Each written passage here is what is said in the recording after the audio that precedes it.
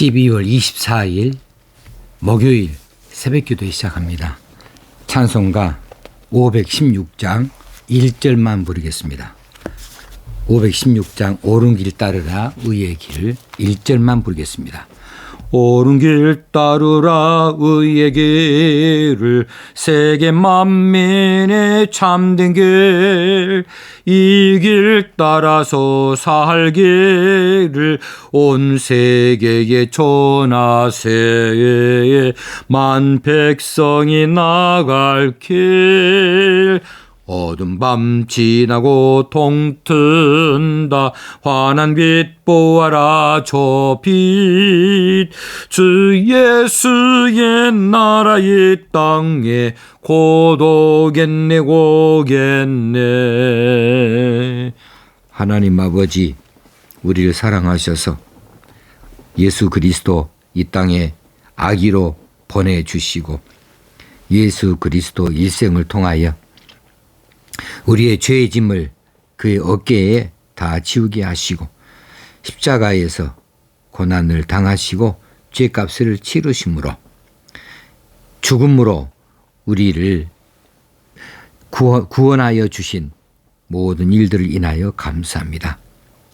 성탄절 2부 날 맞이하여 오늘 다시 한번 예수 그리스도 땅에 오심을 생각하면서 감사하고 찬양을 돌려드리고자 합니다. 세상이 다른 일에 많이 매우고 분주하여졌고 또 어려움을 겪게 되어져서 이번 성탄절이 참으로 교회들까지 조용한 성탄절이 되어버리고 말았습니다. 어두운 성탄절이 되어지고 말았습니다. 그럼에도 불구하고 우리 마음속에는 화려한 불빛이 일어나고 아름다운 꽃이 피어나는 성탄절 맞이하게 해 주시는 줄로 믿습니다. 오실 예수를 영접하고 감사하며 찬양하며 하나님께 영광을 돌려드리고 우리를 살리신 그 하나님의 그 사랑과 예수 그리스도의 은혜를 또 한번 생각하는 오늘 하루가 되게 하여 주옵소서. 오늘 또 말씀으로 우리를 또 한번 가르치시고 교정하여 주시고 새롭게 하여 주시기 원합니다. 깨닫게 하시고 결단하게 하시고 하나님 뜻을 쫓아 나아갈 수 있는 저희를 되어지기 원합니다. 옳은 길 따를 수 있게 하여 주옵소서. 예수님의 이름으로 기도합나이다. 아멘. 하나님 말씀 사무엘 하서 13장 23절에서 29절까지 말씀입니다.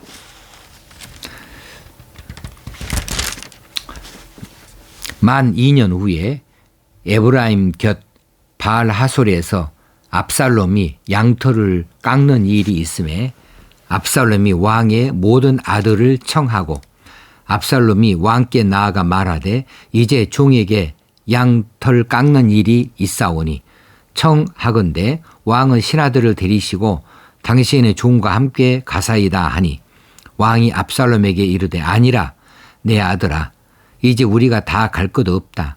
네게 누를 끼칠까 하노라 하니라.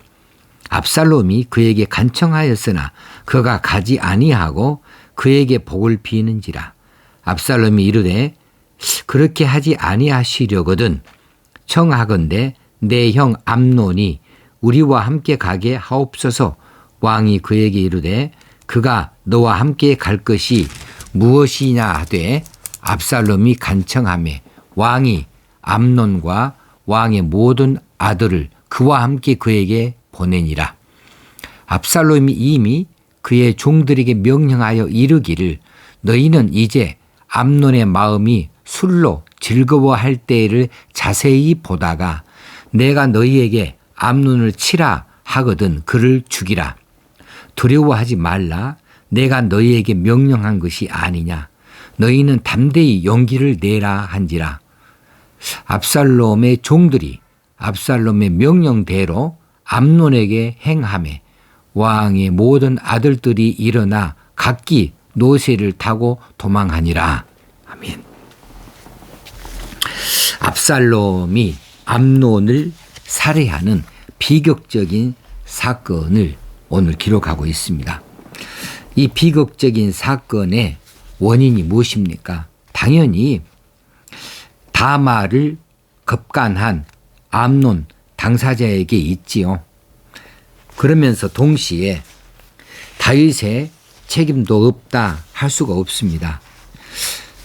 이 복수국이 일어날 것에 대해서 다윗은 미리 감지할 수 있었어야 했고 이것을 사전에 막아야 했는데 막지를 못했습니다. 다윗은 암논의 다말 강간에 대한 보고를 듣고 노하기는 했어요. 크게 노했습니다. 그런데 그것으로 끝이었어요. 암논에 대해서 어떤 조치도 내리지 않았습니다. 어제 살펴본 대로 그 이유는 암논이 다윗의 장남이잖아요. 장남이면 왕이 계승자입니다. 그래서 이제 이 일에 대하여서 더 확대하는 것이 그렇게 유익한 일이야 나 보지를 않는 거죠.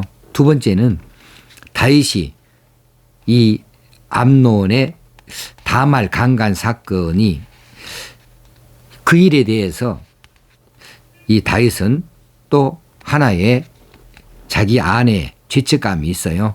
지난날 바세바를 간음하였던 자신에 대한 이런 죄책감이 있고 그런 자신이 어떻게 암논에게 무슨 탓을 할 수 있을까, 징벌을 할 수 있을까 하는 거죠. 또 마지막으로는 이런 사실, 암논이 징계를 당하고 이렇게 그 원인이 누이 동생 다말을 강간하였다 이런 이야기들이 널리 퍼지게 되어지면 왕실의 명예가 실추되어지는 거죠. 이런 복합적인 생각 때문에 다윗은 암논의 다말 강간 사건을 그냥 그대로 덮어두고 만 거예요. 그냥 화만 냈고 그거 어쩌지 못하고 그냥 그대로 지나치고 말았습니다. 이것이 이제 암논이 압살롬에 의해서 살해에 당하는 배경이 되고 말아버렸어요. 만약에 다윗이 어떤 징계든지 암논에게 징계를 내렸다고 한다면 압살롬의 마음이 조금 더 풀어졌을지도 모릅니다. 그런데 다윗이 아무런 조치도 하지 아니하니까 다말의 오라버니 압살롬은 크게 실망하고 말았어요.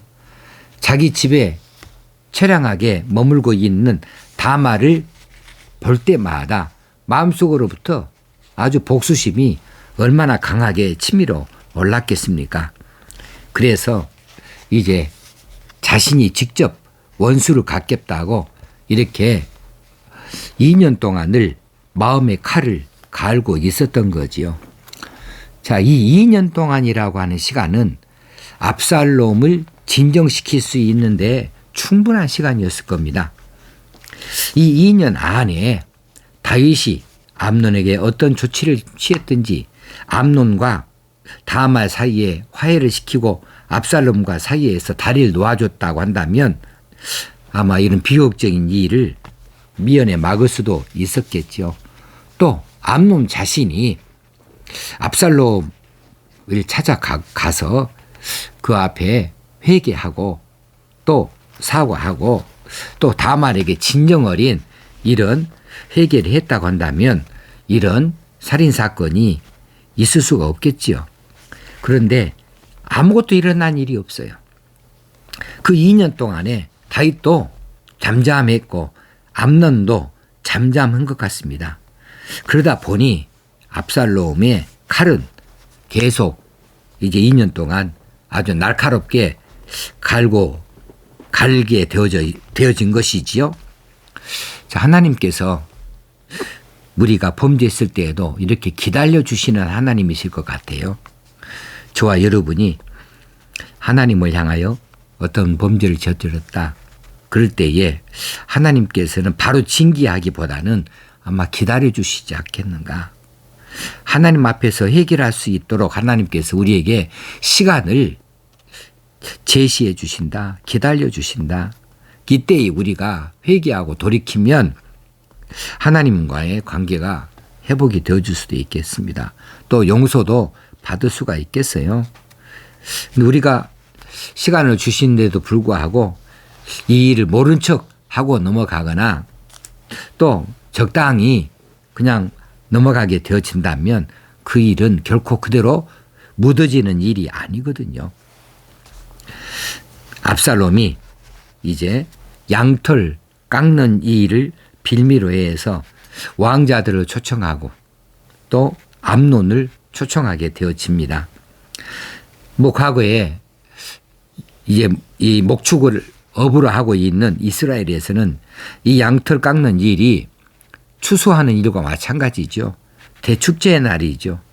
그래서 이런 양털 깎는 일은 많은 사람들의 잔치를 벌리는 날입니다. 이 잔치에 왕자들을 초청했고 암논도 초청을 했습니다. 그리고 그날 이제 암논이 술에 취해서 즐거워할 때 그때를 기다려서 이 압살롬의 하인들이 종들이 암논을 쳐 죽이게 되어집니다. 자, 이때 우리가 생각해 볼 것이 있습니다. 과연 압살롬이 지금 암논을 쳐 죽이는 일, 이건 복수라 이렇게 말할 수 있겠습니다만은 이 복수할 자격이 있는가? 이건 과연 잘한 일인가? 이 복수한다고 해서 동생의 이 치욕이 다시 돌아올 수 있는가? 그 몸이 다시 원래 상태로 정결하게 되어줄 수 있는가? 그런 건 아니잖아요. 이미 엎질러진 물입니다. 그런데 엎질러진 그 물 위에 그 그릇을 깨트린다고 해서 쏟아졌던 그 물이 다시 그릇에 담겨지는 것이 결코 아니지 않겠습니까? 우리는 그 누구든지 누가 됐든지 간에 누구에게든지 복수할 자격을 얻지 못하고 있습니다. 하나님께서는 우리에게 그런 자격을 주신 적이 없습니다. 레위기 19장의 18절에 보게 되어지면은 원수를 갚지 말라고 했습니다. 복수는 하나님께 속한 것이다. 그렇게 말씀하고 계셔요. 로마서 12장 19절에서도 내 사랑하는 자들아 너희가 친히 원수를 갚지 말고 이렇게 명령해요. 진노하심에 맡기라. 누구의 진노입니까? 하나님의 진노죠. 하나님의 진노하심에 맡기라고 그랬어요.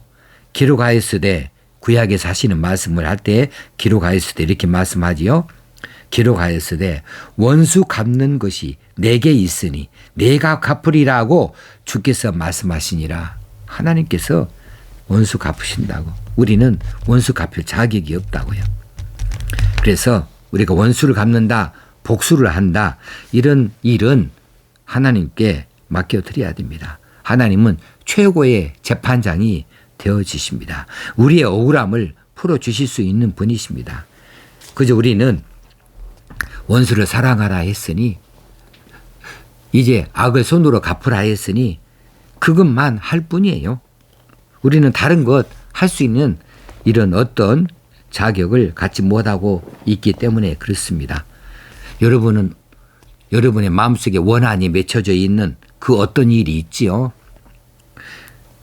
마음에 상처를 입은 그런 일들이 덜어 있지요. 그 당사자에 대해서 어떤 마음들을 가지고 있습니까? 상종을 하지 않습니까? 이미 관계를 끊은 지 오래입니까? 무엇으로 어떤 다툼이든지 어떤 계기로든지 서로 간에 이처럼 이제 마음의 문들을 닫고 이렇게 서로 격리되어진 채로 혹시나 내가 당한 이런 모욕을 언젠가는 내가 너한테 한번 되갚으리라.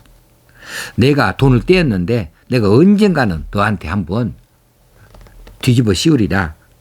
뭐 여러 가지 이런 억울한 것들을 갚으려고 그렇게 혹시는 계획하고 계시는 거 있습니까? 우리는 그저 그런 일을 할 수 없다 생각하고 하나님께 맡기십시다. 하나님께 맡기고 내 억울한 것은 하나님이 간합하여 주시고 내 손해는 하나님께서 보상하여 주시기를 하나님께 기도하면 되겠어요. 만물을 가지고 계신 하나님께서 모든 지혜에 뛰어나신 하나님께서 우리의 억울함도 아시고 우리의 손해도 아셔서 다 풀어 주실 수 있는 줄로 그렇게 믿습니다. 마지막으로 하나만 더 보게요. 자, 암논은 누가 죽였습니까? 암논은 지금 압살롬이 죽인 게 아니고 압살롬이 미리 종들에게 명령해 놓았어요. 압살롬이 술로 즐거워할 때, 술 취했을 때죠. 자세히 보고 있다가 내가 너희에게 암논을 치라 하거든. 그를 죽이라. 그러니 지금 암논이 죽인 건 아닌 것 같습니다. 암논을 죽인 것은 압살롬이 아닌 것 같습니다. 압살롬의 지시에 의해서 압살롬의 종들이 죽인 것이지요. 자, 이 대목을 읽으면서 저는 그것이 생각이 났습니다. 중앙정보부장 김재규가 박정희 대통령을 시해할 때에 자신이 대통령을 향하여 권총을 쐈습니다. 대통령은 이 김재규 중앙정보부장의 이 총에 의해서 죽은 게 맞습니다. 그런데 대통령만 죽은 게 아니죠. 대통령의 경호원들, 경호실장도 죽었습니다. 경호원들도 다 같이 죽었습니다. 그때에 누가 죽였습니까? 김재규가 죽인 게 아니죠. 김재규의 부하들이 이제 약속이 되어져 있었습니다. 김재규가 총소리 나거든 너희들은 다른 사람들 이 대통령 경호원들을 처치해라. 그렇게 해서 그들이 경호원들을 다 죽였습니다. 이랬을 때에 그 재판 과정에서 이제 부하된 그 중앙정보부장의 부하된 현역 군인 그들이 참 무슨 죄입니까? 정말 오랜 시간 동안 상전으로 모셨던 이 중앙정보부장 김재규예요. 그들 사이에서는 아주 끊을 수 없는 끈끈한 것이 있어요. 그런데 살인은 살인이거든요. 죽이라 그랬는데 나는 못합니다. 어떻게 그렇게 말할 수 있을까? 인간의 의리로 봤을 때 그렇습니다. 인간의 정으로 봤을 때 그럴 수 있습니다. 그런데 그들이 어쩔 수 없이 그 명령에 따를 수밖에 없었어요. 따르지 않으면 자기들이 죽어요. 왜? 경호원들이 자기들을 쏠 테니까.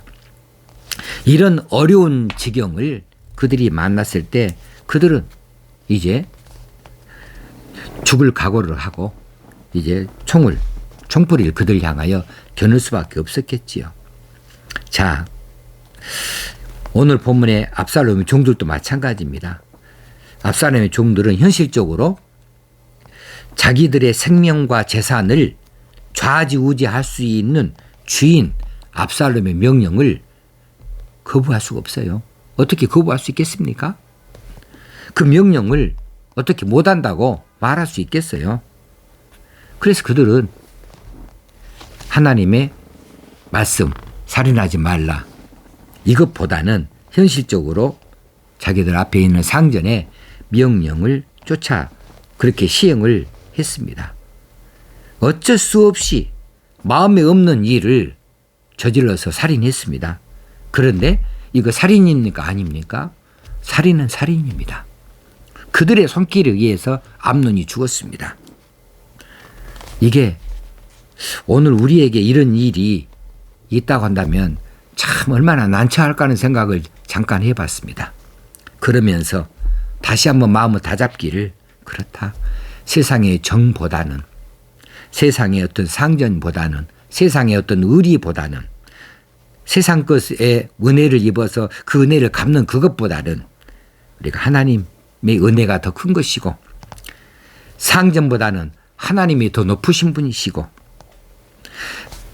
이 세상 사람과의 어떤 그 관계 의리보다는 하나님과의 관계 의리가 더 먼저가 아니겠는가. 이것이 더 굳세야 되겠다. 그래야 우리가 이런 명령을 받았을 때 노 할 수 있겠지요. 하나님을 무서워해야 됩니까? 상전을 무서워해야 됩니까? 잠깐 있는 고난을 우리가 두려워해야 됩니까? 영원토록 있을 고난을 두려워해야 되겠습니까? 이 말씀을 마음에 새기고 이런 어려운 일이 우리에게 닥치지 아니하도록 기도하는 것, 그렇게 사는 것도 중요하지만 정말 이런 피치 못할 일 당했을 때에 우리가 어느 편에 서야 될 것인가, 이것을 우리는 오늘 생각하고 결심하게 하는 이 말씀이 아닌가 싶습니다. 시대가 어렵습니다. 이 어려운 시대에 우리가 누구의 눈치를 봐야 됩니까? 하나님 눈치를 보십시다. 세상 사람들 눈치 보지 마시고 하나님 눈치를 보시게 해요. 오늘도 하나님께서 주시는 은혜와 복을 우리가 사모하면서 하나님 백성으로 당당하게 고개를 들고 옳은 길 따라가시게 해요. 기도하시겠습니다. 하나님 아버지, 오늘도 우리에게 말씀하여 주신 것을 감사합니다.